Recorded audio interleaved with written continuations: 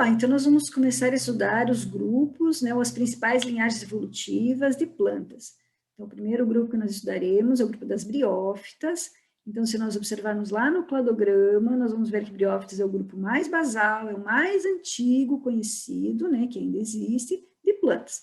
Então, não esqueçam que as plantas derivam de um ancestral em comum com algas verdes, especialmente de água doce, como é o caso das clorofícias. Então, nós temos uma transição aí entre o ambiente de água doce e o ambiente terrestre. Então, briófitas já são encontradas em ambientes terrestres, mas, de modo geral, elas são encontradas em lugares bastante úmidos e sombreados, como é o caso, né, no solo da floresta, em margens de rios, mas algumas espécies são encontradas em regiões bastante frias, nos polos, regiões desérticas e até sobre rochas nuas. Então, quando vocês estudaram lá atrás os líquens, né, quando a gente falou dos fungos, falamos dos líquens, lembra que eles eram considerados pioneiros numa associação ecológica? Então, os musgos viriam logo junto ou logo depois dos líquens. Então, algumas espécies aí também são enquadradas dentro dessa característica de serem espécies pioneiras. De qualquer forma, né, como eu falei, a maioria está no ambiente de água, então tem uma grande dependência em relação à água.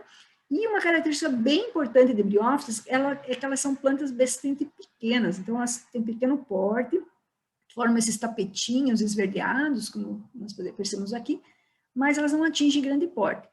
E o que justifica especialmente o pequeno porte delas é o fato delas não possuírem vasos para conduzir a seiva, né, os nutrientes, nem a seiva bruta, que é aquela que iria, então, da parte mais próxima ao solo, né, até as folhas, e nem vasos que transportariam, então, a seiva elaborada, aquela produzida na fotossíntese. Então, os musgos, ou as briófitas, são consideradas plantas avasculares, que não têm esses vasos condutores de seiva. Então, o fato de serem avasculares é que, né, digamos, condiciona o fato delas não conseguirem atingir maiores portes. De qualquer forma, lembre, briófitas já são plantas, então são consideradas embriófitas. Então, nós já vimos o que significa, que é o fato de o embrião ficar sendo, então, nutrido, abrigado no organismo parental. Então, se nós fizermos o esquema, né, de como seria o porte, ou como seria a característica de uma briófita, usando aqui um musgo como exemplo, então, se observarmos os tecidos, nós vamos, ou melhor, observarmos, então, um corte de um folíolo como esse, por exemplo, nós vamos perceber que as células são próximas, são multicelulares, mas não chegam a formar os tecidos verdadeiros. E como não tem vasos condutores, todos os nutrientes, tudo que é transportado no corpo desse vegetal, é passado de uma célula para outra. Então, basicamente, o transporte entre células é feito por difusão. Então, uma coisa que acontece de uma forma muito lenta. Então, isso vai, digamos assim, condicionando, né, o fato dessas plantas serem pequenas, não conseguirem atingir grandes portes, e se ela não cresce, também ela consegue, digamos, pouca luz, comparando, por exemplo, com uma árvore, né, que vai se expor muito mais à iluminação e conseguir fazer uma taxa, né, ter uma taxa fotossintética muito maior. Então, briófitas são avasculares e basicamente os nutrientes, tudo que é transportado é de célula a célula por difusão. Tá? Então, essa é uma condição delas. Mas uma coisa interessante, que já está presente, então, nessas briófitas, como elas são plantas, então, terrestres, nós observamos que sobre, né, o corpo delas existe uma fina cutícula. Então, quando a gente pensar em cutícula, sempre imagine que é algo protetor, especialmente para evitar a perda d'água por evaporação. Então, as plantas, né, elas vão ter esse corpo coberto por essa cutícula, que é um material mais ceroso, né, mais impermeável, justamente para evitar a perda d'água. Então, como eu falei, elas são pequenininhas e elas não chegam a desenvolver, então, tecidos verdadeiros e nem órgãos, como nós veremos nos próximos grupos vegetais. Essas estruturas que lembram, então, folhas, que lembram caule e que lembram as raízes, lá junto ao solo, ao substrato, nós temos nomes que vão ser correspondentes. Então, já que não formam tecidos verdadeiros, a gente não vai chamar de raiz, caule e folhas, nós vamos chamar de rizóides, para as estruturas de fixação, cauloide e filoide, para essa parte clorofilada, que nós observamos, né, se projetando aí do substrato, que vão ser, então, responsáveis pela realização da fotossíntese. Então, briófitas não têm raiz, caule e folha, e muito menos flor, fruto de semente. São plantas mais simples e que vão, então, apresentar as estruturas que seriam equivalentes, né, que fazem o mesmo papel da raiz caulifolias, mas não chegam a ser consideradas. Então, nós temos exemplos de alguns musgos, e também outros exemplos aí que também é do grupo das briófitas, que são as hepáticas e os antócidos. Depois eu vou falar um pouquinho sobre essas também. Lembrar que o ciclo de vida das briófitas é o ciclo de vida geral de plantas. Então, veja, nós temos uma alternância em indivíduos entre musgos ou entre briófitas, que são considerados como esporófito, fito é a planta, né, o indivíduo que produz esporos, então, esporófito é a planta que produz esporos. Veja que o esporófito é diploide, 2N, mas que o esporo é N, então lembrem, todas as plantas, a meiose, ela é espórica, é para fazer o esporo.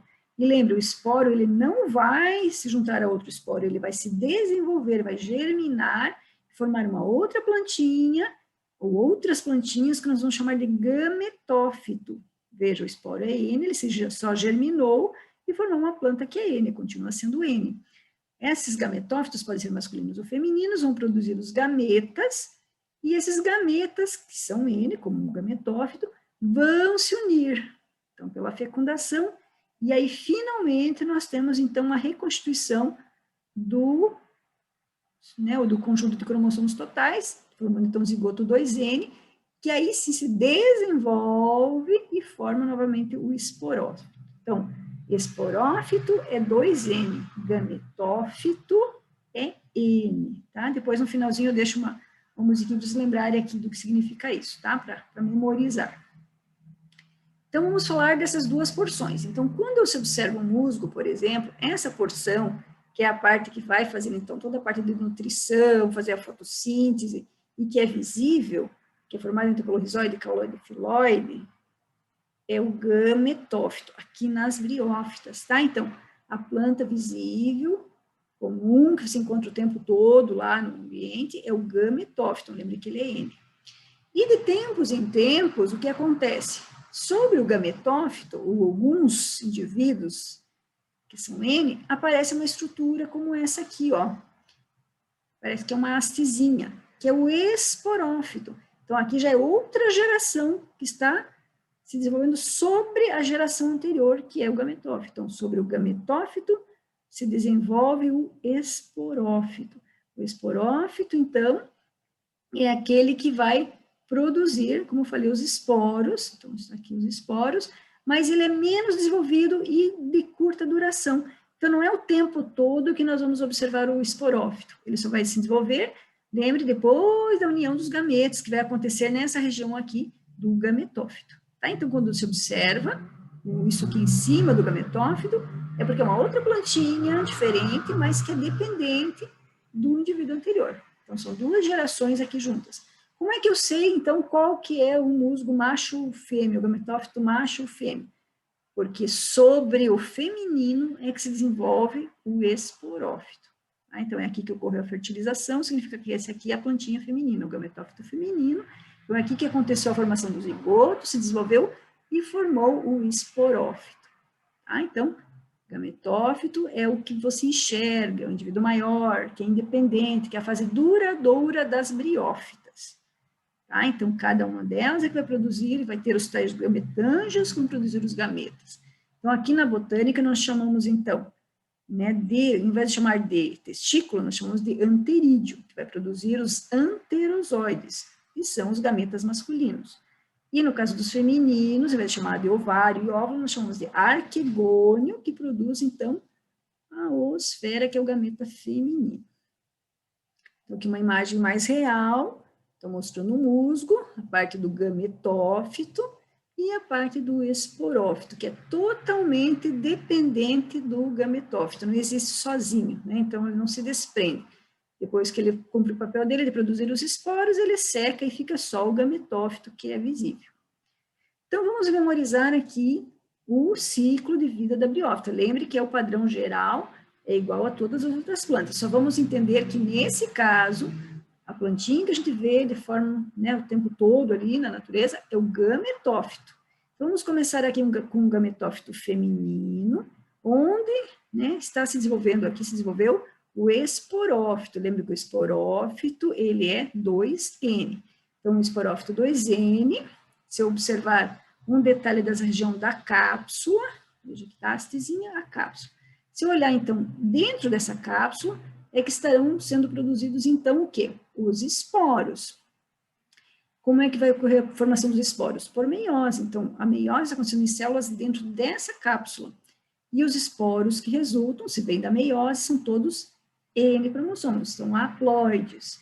Quando essa haste seca, ela se abre e libera esses esporos que são N. Eles vão cair no ambiente úmido e vão germinar novos gametófitos, como esse anterior.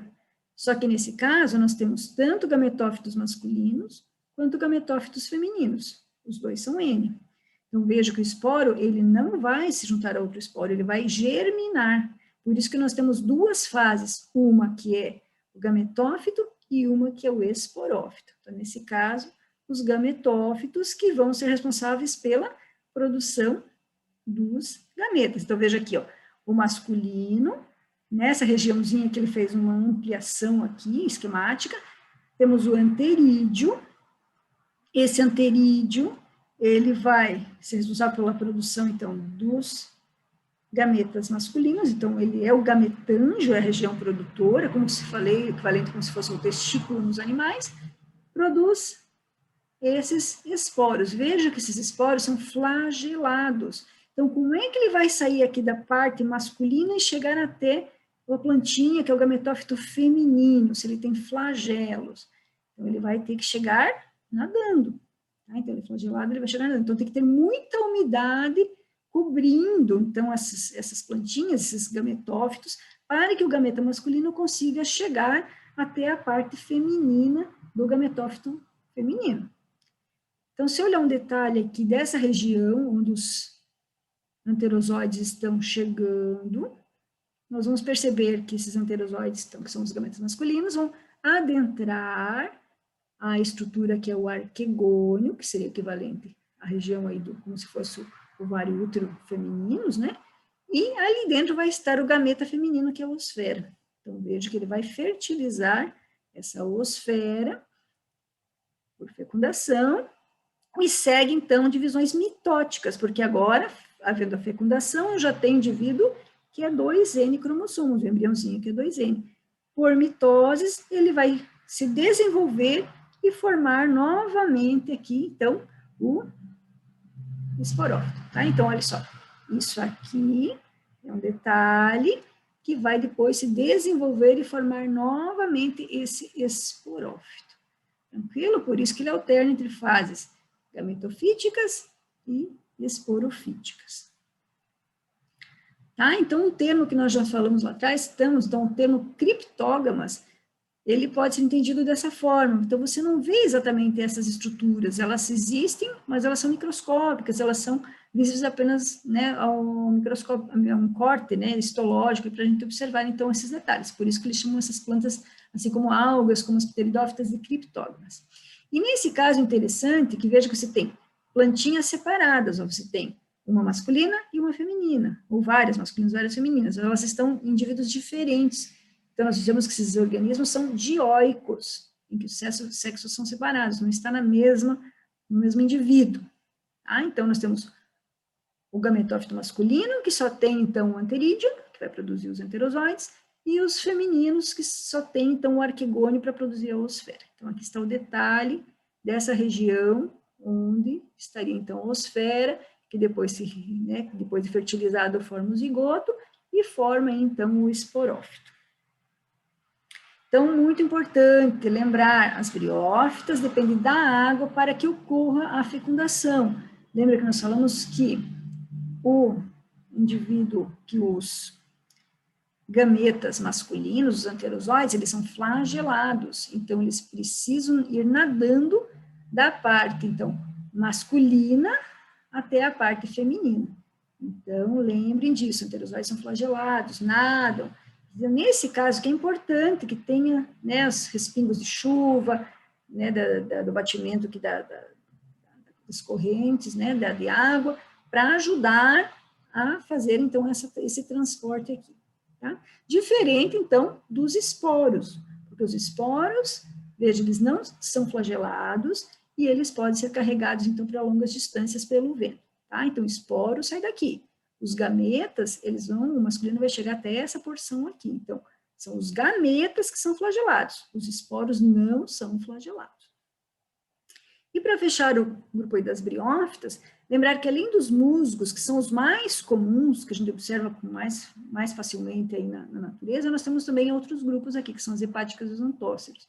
Então, lembrar um pouquinho sobre cada um deles. Ó. Então, no caso dos musgos, né, sempre lembrar que eles estão, de modo geral, aí, nesses ambientes mais úmidos, mas temos aquelas espécies que podem ser encontradas em regiões mais secas, até nas regiões frias, e existem algumas poucas espécies que são aquáticas. Então, essa aqui é uma espécie bem comum, conhecida, que é o esfagno, que eles chamam de musgo das turfeiras. Ele é um musgo até para o tamanho de uma briófita grandinha, né, porte um pouquinho maior, e ele é usado aí na indústria, já vou falar um pouquinho sobre ele. O grupo das hepáticas, então, ó, o termo hepático lembra fígado, então é o formato desse talinho, desse filóide aqui, que a gente chama, então, ou que dá um nome aqui para o grupo de hepáticas, então, por causa do formato dessa estrutura, tá? Vai lembrar aí um pouquinho o fígado. Então, também lugares bastante úmidos, né, especialmente sobre rochas, troncos de árvores, mas muito próximos à água, é o mais comum de encontrar as hepáticas. E, de tempos em tempos, nesses talos, nós encontramos essas estruturas que parecem um guarda-chuvinha. Veja que nós temos dois formatos diferentes. Então, essas estruturas é que são as responsáveis pela produção, então, dos gametas. Então, veja aqui, ó, nesse caso, o gametófito masculino, ele é mais plano, né? O anteridióforo, porque vai produzir os anterídeos, ali dentro dos anterosóides. Aí nós temos o arquigonióforo, que é como se fosse um prolongamento desse talo, que vai ter lá, então, o arquigônio produzindo, então, a oosfera. Então, esse feminino e esse é o masculino. E também você pode, às vezes, observar em cima desses talinhos, além dessas estruturas, que são responsáveis pela produção dos gametas, essas outras estruturas aqui, ó, que eles chamam de conceptáculos. Isso aqui está relacionado com reprodução assexuada, então isso aqui pode se desenvolver num novo indivíduo, uma nova hepática. Tá? Então, os conceptáculos é para reprodução assexuada. E os antóceros também são briófitas de lugares bastante úmidos, então observe sempre que está úmido aqui, então ele tem esse talinho junto, parece uma alga, né, junto à rocha, né, o substrato mais úmido, mas ele possui também essas estruturas que se projetam, né, que são as estruturas que vão produzir os esporos. Então, os esporângios que produzem esporos são esses prolongamentos aqui que se projetam aí a partir do substrato. Tá? Então, elas são bem pequenas também, né, são umas rosetinhas, e ocorrem em ambientes bastante úmidos. Não é tão fácil de observar, né, a não ser que se vá num ambiente bem conservado, regiões próximas a rios, né, bem úmidos, solo da floresta, é que você encontra os antóceros. Tá? Então, finalizando os três grupos aí de briófitas, então, dos musgos, as hepáticas e os antóceros. E lembrar que, como todos os organismos, então já sabe da importância ecológica, né, das briófitas como plantas que elas são, mas lembrar que muitas conseguem, então, fazer aquele processo que ajuda na sucessão ecológica, né, ajudou a mudar o ambiente, alterando e melhorando as condições para que outras plantas, outros organismos possam habitar. Então, essas plantas, elas são bem interessantes porque elas conseguem, são como umas esponjinhas, elas conseguem reter muita água da chuva, muita umidade. Então, elas ajudam, né, a manter essa superfície, esse local onde elas estão presentes bastante úmidos. Então, é bastante interessante. E elas também conseguem armazenar grande quantidade de carbono nos seus folíolos, né, nessa parte onde elas estão, então, realizando o processo de fotossíntese. Em algumas regiões, alguns países, eles têm essas situações onde tem muito esfagno, né, muitos musgos, e que formam as regiões que a gente chama de turfa, ou turfeiras, e esse material ele é altamente combustível, e eles conseguem usar isso na indústria, também para aquecimento até de residências, né, queimando isso aqui. Então, se vocês querem ler um pouquinho mais aí sobre a questão do esfagno, do uso das briófitas, né, como na indústria, vocês podem ler lá no livro de vocês, na página 132, fala um pouquinho mais sobre essa questão aí do uso das briófitas na indústria, certo? Então, lembrar, briófitas, plantas bem pequenas, não são vasculares, elas não têm vasos condutores secos, então elas não têm grandes portes, são limitados, né, a pequenos tamanhos, e lembre, então, que o que a gente observa na natureza, a plantinha que você está olhando lá, é gametófito, tá? Que o esporófito é muito transitório, ele surge em determinado momento do ciclo e depois ele desaparece, né? Porque quem aparece e fica visível é o gametófito. Então, finalizamos essa aula, então, sobre briófitas.